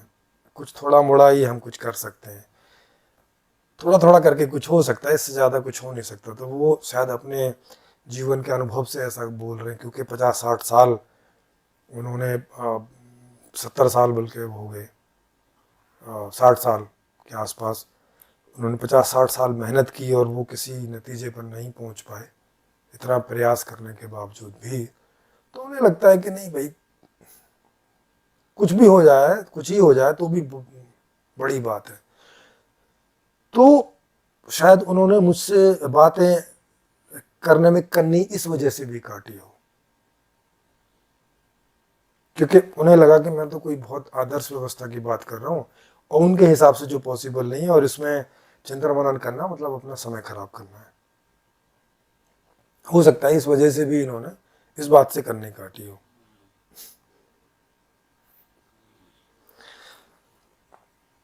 लेकिन एक बात तो है कि भाई समाधान तो जो भी हो प्रैक्टिकली होना चाहिए, वो चाहे आदर्श वाला हो चाहे बिना आदर्श वाला हो, है ना। क्योंकि प्रैक्टिकल नहीं होगा तो कोई फायदा नहीं ऐसी चीज का। तो प्रैक्टिकेबल तो होना ही चाहिए, ये सही बात है। फिर वो कह रहे हैं कि अभी कम से कम राजनीतिक व्यवस्था परिवर्तन हो जाए, है ना। तो उन्होंने काफी कोशिश की राजनीतिक व्यवस्था के परिवर्तन की, और काफी जोर लगाया इसमें भी उन्हें। तो इसमें भी उन्हें उतना कोई बहुत कोई रिजल्ट मिला नहीं। फिर ये इसी बात पर पहुंच गए कि भाई बिना परिवार व्यवस्था को बदले, इन्हें लग रहा है कि हमारी जो व्यवस्था है परिवार व्यवस्था जैसी है, भाई इसको बदल के और कोई ऐसी पुरानी वाली लानी पड़ेगी, वही वेदों के टाइम वाली।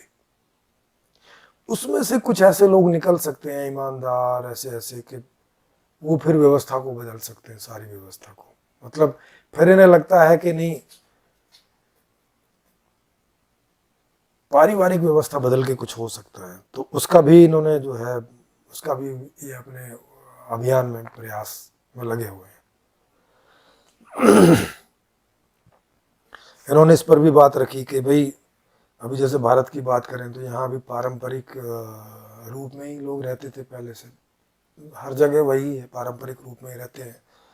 अब बाद में विज्ञान ने, व्यवस्था ने जैसे जैसे चीज़ें बदली हैं, तो उससे सीधी सी बात है पारिवारिक व्यवस्था भी बदली है, क्योंकि उस पर भी असर पड़ेगा ही।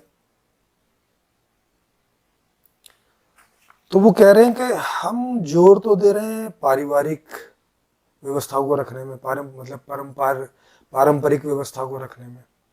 जैसे बहुत सारे स्पिरिचुअल लोग हैं, बहुत सारे कथावाचक हैं, बहुत सारे धर्म के लोग हैं, वो चाहे मुस्लिम धर्म में हो, हिंदू धर्म में हो, कोई भी धर्म में हो, तो वो भारत के जो परिवार हैं उनको पारंपरिक रूप में जीने की प्रेरणा देते रहते हैं हमेशा।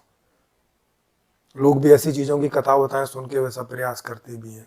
लेकिन वो कह रहे हैं कि लेकिन फिर भी यूरोपीय जो प्रभाव है वो ज़्यादा पड़ रहा है। मतलब फिर भी भारत के जो परिवार हैं वो पारंपरिकता से की तरफ ना जाके ज़्यादा वो जा रहे हैं मॉडर्न परिवार की तरफ। कि हम प्रयास कर रहे हैं कि पारिवारिक व्यवस्था हो, लेकिन ये होती जा रही है ऑटोमेटिक अपने आप मॉडर्न की तरफ। अब ये वो नहीं समझ पा रहे हैं कि ऐसा क्यों हो रहा है। तो ये क्या चाह रहे हैं कि फिर से पारिवारिक व्यवस्था की तरफ लौटे, वही पीछे वाली जो है, जो संभव भी नहीं है। और ऊपर कहते आए हैं कि समाधान तो कुछ प्रैक्टिकल होना चाहिए जो भी हो। अब ये क्या प्रैक्टिकल समाधान है? भाई आज का जो परिवार है वो मॉडर्न ढंग से जीना चाहेगा कि आज से 50-100 साल पुराने ढंग से जीना चाहेगा? वो प्रैक्टिकल है कि ये प्रैक्टिकल है अभी जो ऑलरेडी हो ही रहा है? जिससे लोग दैनंदिन जीवन में पहनावा भी, बात करने का ढंग भी, माने हर चीज तो मॉडर्नाइज होती जा रही है। अब वही प्रेरणा भी है भाई। हर आदमी तो अमीर ही होना चाहेगा, हर आदमी तो अमीरों के ढंग से ही रहना चाहेगा, हर आदमी तो सुखी पूर्वक ही रहना चाहेगा। प्रेरणा भी वही है, और सदा से वही है प्रेरणा। लेकिन पहले ऐसे इस तरह के कोई मौके नहीं थे, अभी मौके हैं काफी। तो पहले भी जिनको मौके मिलते थे, राजा के आसपास हमेशा संग्राम नहीं छिड़ा रहता था कि कौन कब राजा बन जाए, किसको मार के कब कौन मंत्री बन जाए, ये सब चलते ही रहता था। इस तरह की कॉन्स्पिरेसीज, इस तरह की जो है सारी वहाँ षड्यंत्र वगैरह सब चलते ही रहते थे। कौन ऐसा राज्य था जिसमें इस प्रकार के षड्यंत्र चलते नहीं रहते थे और 10-12 साल में कोई ना कोई षड्यंत्र का पर्दाफाश नहीं होता रहता था और मरते मारते नहीं रहते थे।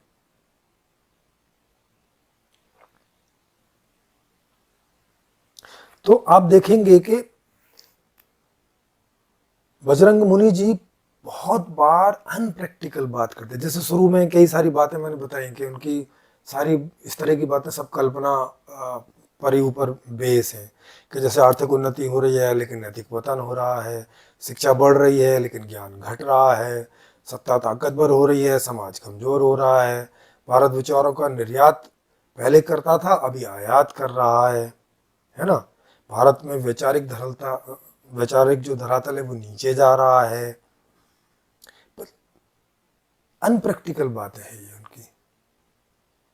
अब बोलते ऐसा है कि नहीं, समाधान जो हो तो प्रैक्टिकल होना चाहिए। अरे भाई, आप जिस आधार पर सोच रहे हो, चिंतन मनन कर रहे हो, वही प्रैक्टिकल नहीं है, तो प्रैक्टिकल समाधान कहां से निकल के आएगा? इससे तो काल्पनिक ही निकल के आएगा, और फिर उसको भी प्रैक्टिकल करने की सोच रहे हैं, वो कैसे होगा? इसीलिए इनका कोई समाधान आज तक कभी, बहुत प्रयास करने के बावजूद भी, बहुत पैसा खर्च करने के बावजूद भी, वो कभी लोगों को अपील नहीं कर सके। मतलब लोगों को अपील नहीं हुआ कि इस समाधान की तरफ जाना चाहिए। भाई कौन जाएगा आज के 50-100 साल पहले के ढंग से जीने के लिए, 50-100 साल जैसी पहली गरीबी टाइप की व्यवस्था थी वैसा जीने के लिए, इतनी कठिनाई भरी जिन कौन जाना चाहेगा ऐसी व्यवस्था पे? लेकिन इन्हें लगता है कि वैसा हो जाए तो आदमी ज्यादा सुखी होगा, क्योंकि इन्हें लगता है कि पहले आदमी ज्यादा सुखी था, अभी आदमी ज्यादा दुखी है। तो ये अनप्रैक्टिकल इनकी सोच है, ये प्रैक्टिकल नहीं है।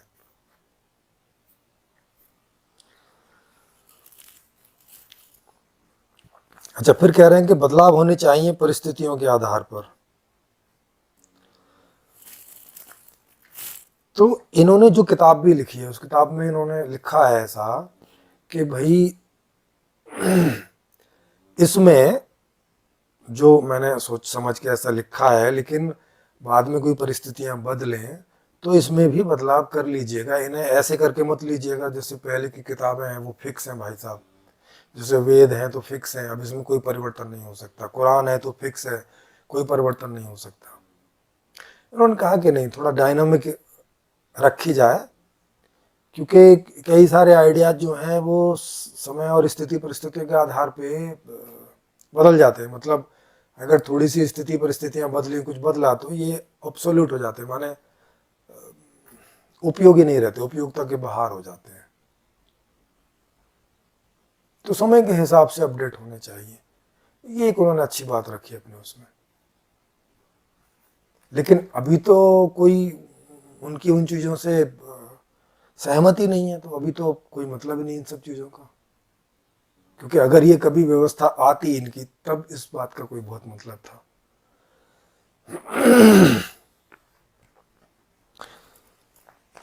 अच्छा, और ये कह रहे हैं कि आज का जो लोकतंत्र है ये कोई समाधान नहीं है, तो वो तो ठीक बात है, समाधान है। लेकिन ये कह रहे हैं लोकतंत्र ही समाधान नहीं है, लोक स्वराज होना चाहिए। अब इनका लोक स्वराज जो है वो आप आगे की जो वीडियो आएंगे उनमें इसको देखेंगे, तभी मैं उसका रिव्यू भी आपको कर दूंगा। ये लोक स्वराज, लोकतंत्र तो हो गया कि भाई लोक नियंत्रित तंत्र, और लोक स्वराज बोल रहे हैं कि लोगों का खुद का राज। बात तो एक ही होती है, अगर शाब्दिक अर्थ देखा जाए तो लोक नियंत्रित तंत्र या लोक स्वराज, माने लोगों का राज ना, लोगों का राज। ये तीनों बातों में तो वही निकलता है। लोक नियुक्ति तंत्र में भी वही निकलता है, भाई लोगों के द्वारा नियुक्त किया गया, माने प्रधानमंत्री वो सब जो लोगों के द्वारा नियुक्त किए गए हों। या लोक नियंत्रित माने 24 आवर भाई लोगों के द्वारा नियंत्रित कोई तंत्र हो। या लोक स्वराज, मगर इनकी लोक स्वराज में थोड़ी तरीका अलग है, इसीलिए उसका इन्होंने नाम अलग रखा है। तो वो आगे जब इसका विषय आएगा इनके वीडियो में, तभी मैं भी एक्सप्लेन करूंगा, आपको भी उत्सुकता रहेगी उससे। फिर इन्होंने बताया कि भाई दो तरह के लोग होते हैं, एक बुद्धि प्रधान लोग होते हैं, एक भावना प्रधान लोग होते हैं। इन्हें दो ही तरह के लोग समझ में आए अभी तक, और कहते हैं कि बुद्धि प्रधान लोग ही राज कर सकते हैं, भावना प्रधान व्यक्ति राज नहीं कर सकता, माने व्यवस्था नहीं चला सकता। बात तो सही है, फिर बिना बुद्धि के कैसे चलेगी? खाली भावनाओं से तो नहीं चल जाएगी, है ना। लेकिन ये एक और आदमी को नहीं समझ रहे, क्योंकि ये खुद नहीं है उस तरह के आदमी, तो ये समस्या हो रही है। ये नहीं समझ रहे कि एक ऐसा ऐसा भी आदमी होता है कि जो बुद्धि और भावनाओं के भी ऊपर होता है, उसको विवेकशील व्यक्ति बोलते हैं या उसको विजनरी बोलते हैं। मतलब भावनाएं उसमें होती हैं और बुद्धि भी होती है, लेकिन उसके पास विवेक भी होता है। उस विवेक से वो बुद्धि और भावनाओं का प्रयोग करता है। वो बुद्धि के आगे नतमस्तक नहीं हो जाता या भावना के आगे नतमस्तक नहीं हो जाता। एक विवेक नाम की चीज है। विवेक बोले तो अनुभवजन्य बुद्धि, माने काफी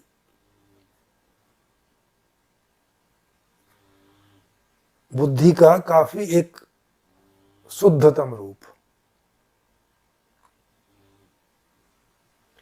इस तरह का आदमी उन्हें शायद कभी मिला नहीं, या उन्होंने ऐसा मौका नहीं दिया, या इस तरह की किसी चीज में वो गए नहीं, माने अब क्या हुआ उनके साथ पता नहीं।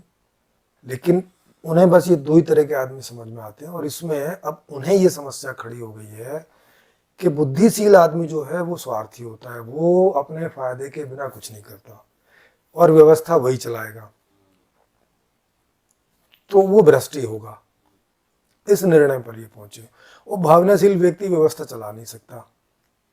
अब क्या हो, तो अब इन्होंने नया प्रयोग शुरू किया ये 15 दिन वाला, कि भाई अब इसमें जो भावनाशील व्यक्ति हैं उन्हीं को बुद्धिमान बनाने का संस्कार डालो या अभ्यास कराओ।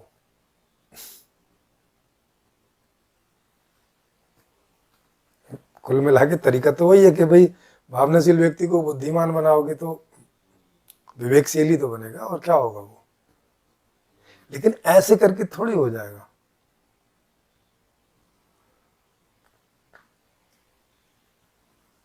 उसके लिए कोई सटीक चीजें भी तो रखनी पड़ेंगी ना, क्योंकि वहां पढ़ा तो आप ही रहे हो उसको। आपने अपनी एक किताब लिख दी जो इतनी सारी कल्पनाओं पर आधारित है, जिसका बेस ही इतनी सारी कल्पनाएं हैं, है ना, और बहुत सारी मान्यताएं हैं। ऐसे करके कि भाई जो वेद हैं उसमें कोई बहुत सारी काम की चीजें हैं वगैरह वगैरह। इस तरह की चर्चा में वो कभी नहीं गए कि अगर इस तरह की बातें थीं तो भाई ये गुलामियत में कैसे चले गए, या उस समय अच्छी व्यवस्थाएं क्यों नहीं हो पाई, या क्या ये सब क्यों हुआ ऐसा। उस तरह की चर्चाओं में गए नहीं। अभी भी जब मैंने कहा तब भी नहीं गए, जबकि अगर ये चर्चाओं में जाते तो मुझे नहीं लगता कि इन्हें कोई बहुत समय लगता अपनी इन कल्पनाओं को समझने में। तो एनी हाउ अब नहीं गए तो क्या कर सकते। अब वो 84 साल के हो गए, वो सुनते भी ऊंचा हैं, तो सामने वाले को भी जोर लगा के बोलना पड़ता है या उन्हें मशीन लगानी पड़ती है। तो 84 साल के हो गए, अब उन्हें इतनी बहुत रुचि भी नहीं है चिंतन मनन में।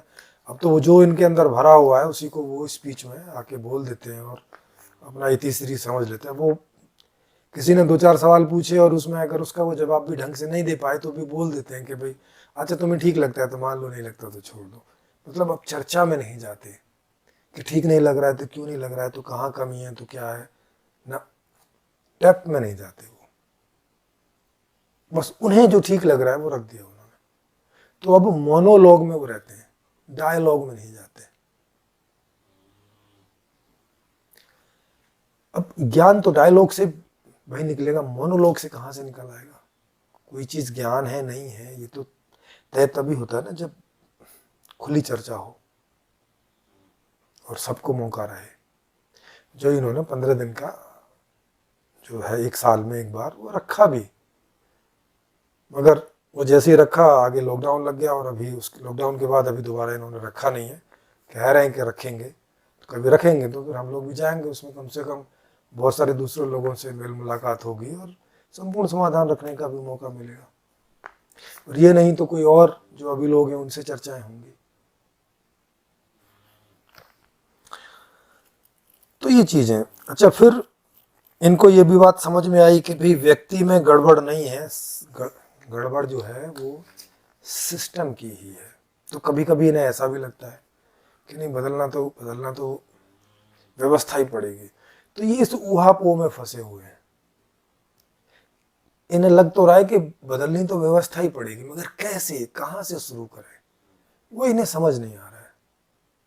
इन्हें ऐसा लग रहा है कि कुछ पारिवारिक व्यवस्था कुछ बदल के और उसमें से कोई आचारवान व्यक्ति या इस तरह के कुछ निकले और वो कुछ जो है वही एक और काल्पनिक उनके अंदर चीज, जबकि इस पर वो एक बार फेल भी हो चुके हैं कि उन्होंने 4-5 बच्चों को गोद लिया, उनको वो सारी चीजें मुहैया कराई, उसके बावजूद भी वो करप्ट हो गए। फिर भी इनका ऐसा सोचना है कि नहीं, अगर हम इसको और ज्यादा संख्या में परिवार में उपयोग करें, अभी तो इन्होंने एक परिवार में किया अपने परिवार में, अगर इसको 100, 200, 400, 500 परिवारों में ऐसा किया जाए तो हो सकता है कि रैंडमली कोई ना कोई परिवार से ऐसे लोग निकल आए कुछ, बट इसका कोई बेस उनके पास है नहीं। ये भी उनकी एक कल्पना ही है, ऐसा होगा भी तो क्यों हो जाएगा, कुछ ढंग से नहीं पता उन्हें। वो अपने आप को भी नहीं ठीक से जज कर पा रहे कि ठीक है भाई, आप तो जब अपने परिवार में पैदा होते तो आपके परिवार में तो इस तरह की कोई ना कोई संस्कार थे, ऐसे ना कुछ था, वही एजुकेशन आपने भी पढ़ी है जहाँ तक पढ़ी है। आप कैसे चिंतनशील व्यक्ति निकल गए, या और भी जो चिंतनशील व्यक्ति हैं दुनिया में, उनके परिवार कौन से ऐसे पारंपरिक परिवारों में दीक्षित थे? कोई नहीं। तो चिंतनशील व्यक्ति भी होते हैं दुनिया में, चाहे कोई व्यवस्था हो, चाहे कुछ भी हो, प्रकृति हर एक टाइप के लोगों को पैदा करती है, माने यहाँ होते हैं, क्योंकि रैंडमली इतने सारे लोग पैदा हो रहे होते हैं तो सब बुद्धिशीली थोड़ी हो जाएंगे, सब भावनाशीली थोड़ी हो जाएंगे, कोई तो और इसके ऊपर भी होंगे ना, भले ही संख्या कम हो कुछ हो। तो दुनिया में जितने तरह के लोग हो सकते हैं वो तो होंगे पैदा, उन्हें ढूंढने भर की बात है कि कोई आप एक ऐसा प्रोग्राम चला लें जिसमें वो व्यक्ति आ जाएं। जैसे इंडियन आइडियल एक प्रोग्राम है कि भाई गायकों को जो है वो खोजता है जगह जगह जाके, तो वो जगह जगह जाके लोगों को इनवाइट करता है, लोग आते हैं और वहाँ जो गायकी के जानने समझने वाले म्यूजिक वाले वो बैठे रहते हैं और आदमी आके वहाँ पे अपना गाना सुनाता है, और अगर उन्हें लगता है कि इसमें कुछ पोटेंशियल है तो वो उसको वहाँ से चुन लेते हैं, और ऐसा करते हुए फिर एक सबसे बढ़िया जो गाना गाने वाला है उसको चुनाव करके लेके आते हैं, और एक ही नहीं, सुपर 6 का चुनाव करते हैं, उनमें थोड़े बहुत अंतर से कोई एक जीत भी जाता है। तो माने इतने सारे लोगों को चुनाव करके लेके आ रहे हैं, तो ऐसा कोई प्रोग्राम इन्होंने पहले किया नहीं। अभी ये 15 दिन का किया तो इसमें भी कोई बहुत ढंग का कोई इन्होंने वो किया नहीं। उसमें कहा कि बस सब अपनी राय दो और डिसीजन हम नहीं करेंगे कि किसकी राय ठीक है किसकी राय खराब है, बस ऐसा प्रैक्टिस करो, बस ये प्रैक्टिस के लिए है। बताओ, अरे तो भाई फिर तो जिस आदमी की गलत प्रैक्टिस हो रही है उसकी तो गलत ही होती रहेगी, वो तो गलत प्रैक्टिस में ही डेवलप होता रहेगा। ये भी तो रखो कि भाई ये सही है, ये गलत है तो क्यों गलत है, सही है तो क्यों गलत है, क्योंकि इसकी भी तो प्रैक्टिस करवाओ ना, क्योंकि हमें सही चिंतन करना है, गलत वाला नहीं करना है।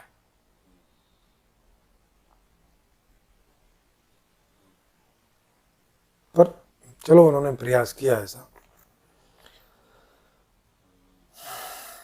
अब अभी फिर वो लोगों को, अब वो ये भी कहते हैं कि भाई उपदेश से कुछ होता आता है नहीं है, और फिर उपदेश भी देने लगते हैं। जैसे उन्होंने कहा कि भाई शराफत छोड़ो, समझदार बनो। अब उपदेश से कैसे बन जाएंगे, समझदार कैसे बनेंगे? समझदार तो तभी बनेंगे ना जब सही और गलत की निर्णय पर पहुंचे। जैसे हर चीज सही और गलत होती है एक तरह से, तो वैसी सही चिंतन और गलत चिंतन भी तो होता है। तो अगर गलत चिंतन का आपने अभ्यास करवा दिया तो उसका परिणाम तो आएगा तो गलत ही आएगा, अच्छा तो नहीं आएगा। तो चिंतन भी सही चिंतन, तो सबसे पहले उसका हमें क्राइटेरिया रखना चाहिए। वो क्राइटेरिया इन्होंने अपनी पूरी किताब में कहीं नहीं रखा हुआ है, या जितनी चर्चा मैंने इनकी सुनी कहीं नहीं रखा। तो सही चिंतन गलत चिंतन का पता ही नहीं चलता, वो सब ऐसे फॉगी फॉगी सा रहता है, बादलों टाइप का हवा में।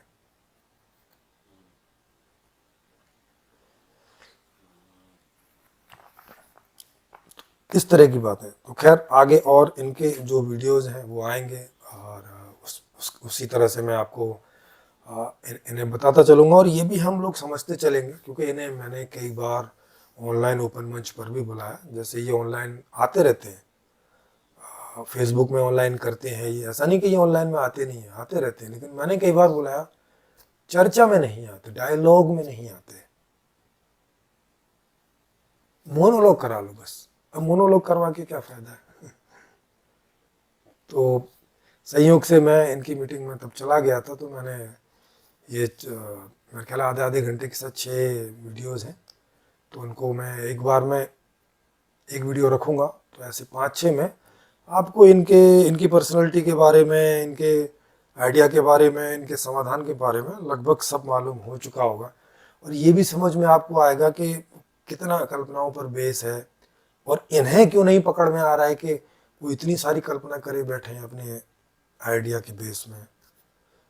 और लोग भी 50-60 साल से इन्हें एक्सेप्ट नहीं कर रहे हैं, तब भी ये पुनर्विचार नहीं कर रहे अपने उसमें कि कहाँ गलती हो रही है। वो पैसा बहुत खर्च कर रहे हैं, क्योंकि ये उद्योगपति हैं वहाँ से, तो इनका परिवार आर्थिक रूप से काफ़ी अच्छा समृद्ध है। मतलब 1-8 करोड़ रुपया हर साल में ये अपनी तरफ से अपने अभियान में खर्च कर देते हैं।